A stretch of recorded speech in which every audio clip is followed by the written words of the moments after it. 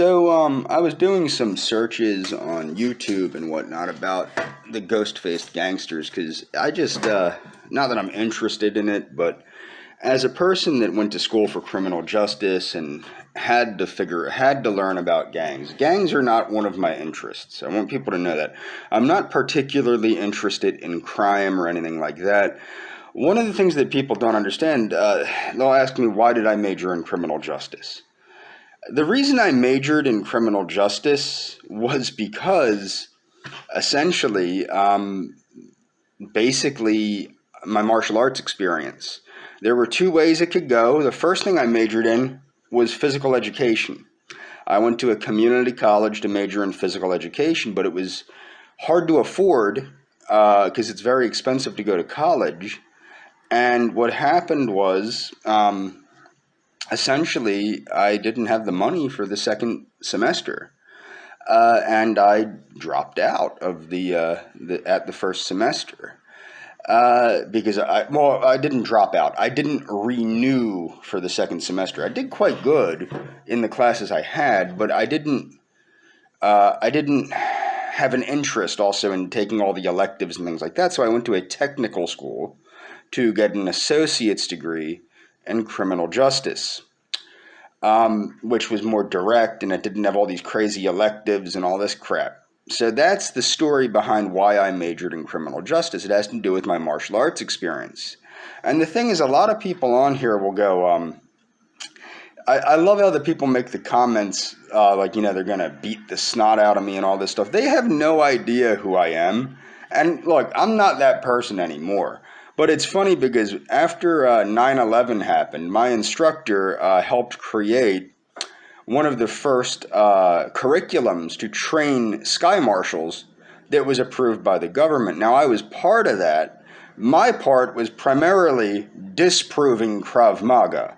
I was primarily the Uki. I was the guy that got beat up. That was my role, okay? Because I can take a hit, okay?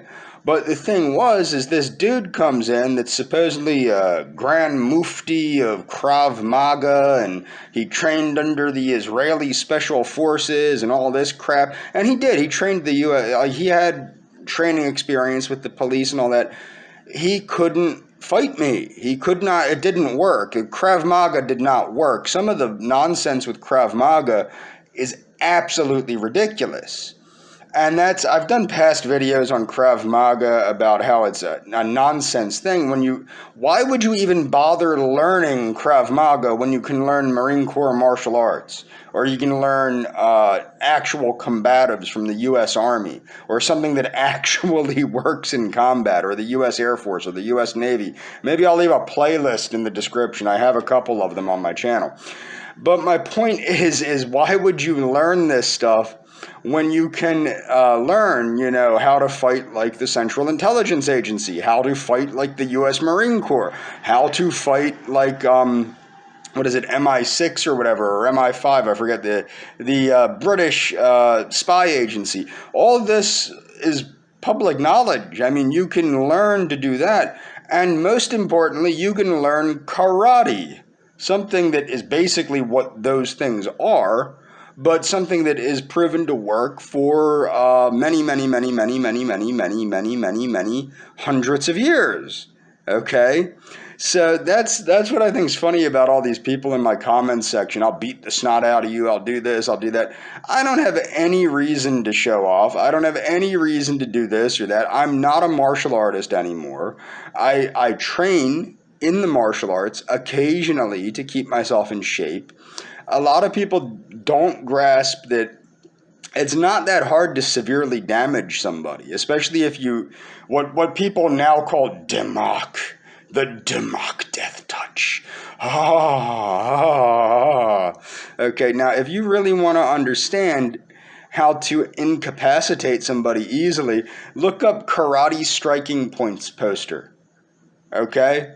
Look that up. Now that's what's in the Marine Corps manual for killing, okay, for hand-to-hand combat. But it's also been what's taught to martial artists for centuries, upon centuries, upon centuries.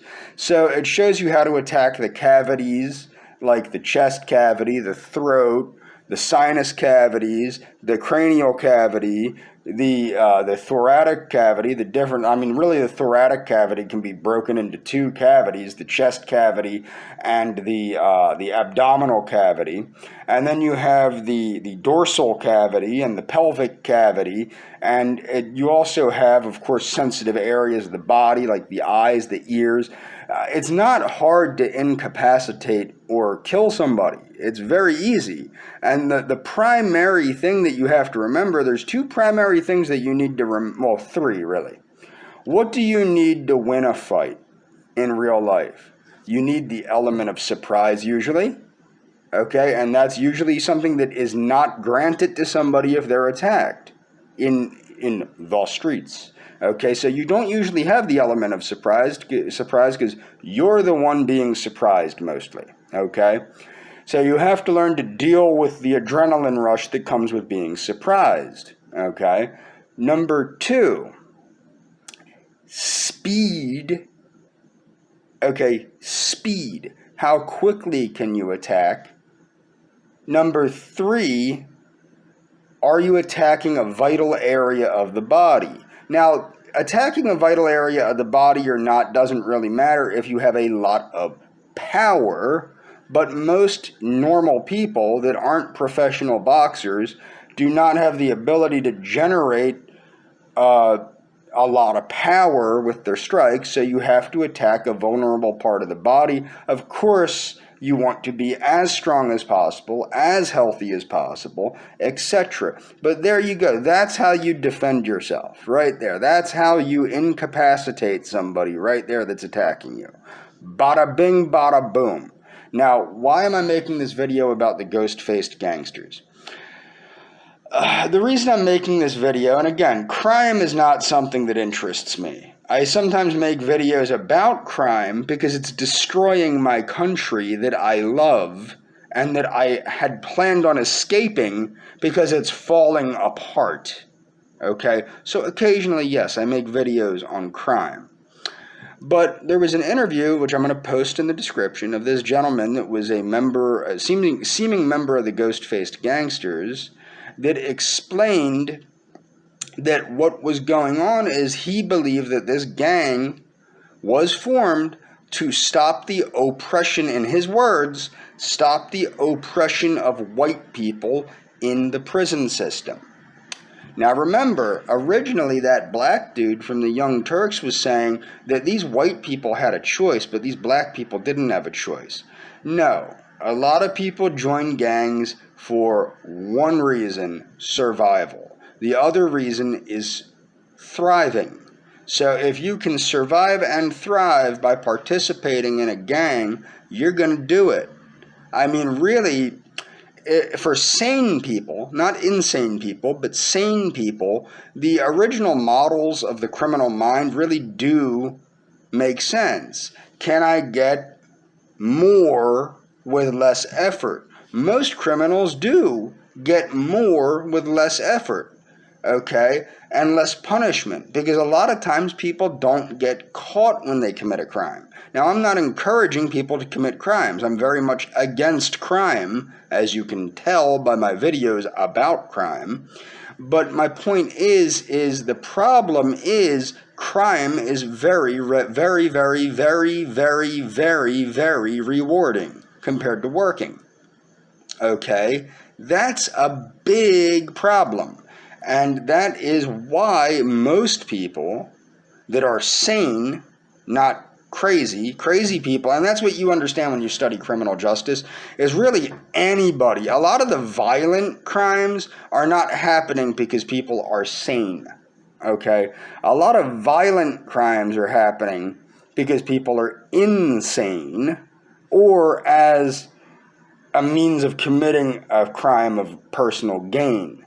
But what you have to understand is domestic violence happens because of insanity, not sanity, okay? That attacking somebody on the street happens because of insanity, not sanity, because the benefit does not outweigh the price. You're risking a lot by attacking somebody. You're risking a lot by harming somebody. You could go to jail for 25 years to life to even get the death penalty. Okay? So it's not, the benefit does not outweigh the risk, whereas for other crimes like drug dealing and things of that nature, the benefit, or purse snatching or things of that nature, the benefit to the criminal outweighs the punishment, and that's a big problem, and that is why you see this stuff. Okay? But with gangs, the number one reason people join a gang is protection, strength, and in numbers. If you don't understand that, you're a freaking idiot. That is the whole reason people are pack animals, is because of that. We have strength in numbers. If we weren't, we would be more like wolves. Well, no, not wolves. What am I saying? We would be more like cats and less like wolves. Now, I know lions are cats and they live in prides, but my point is, generally speaking, cats get together to mate and then they split up.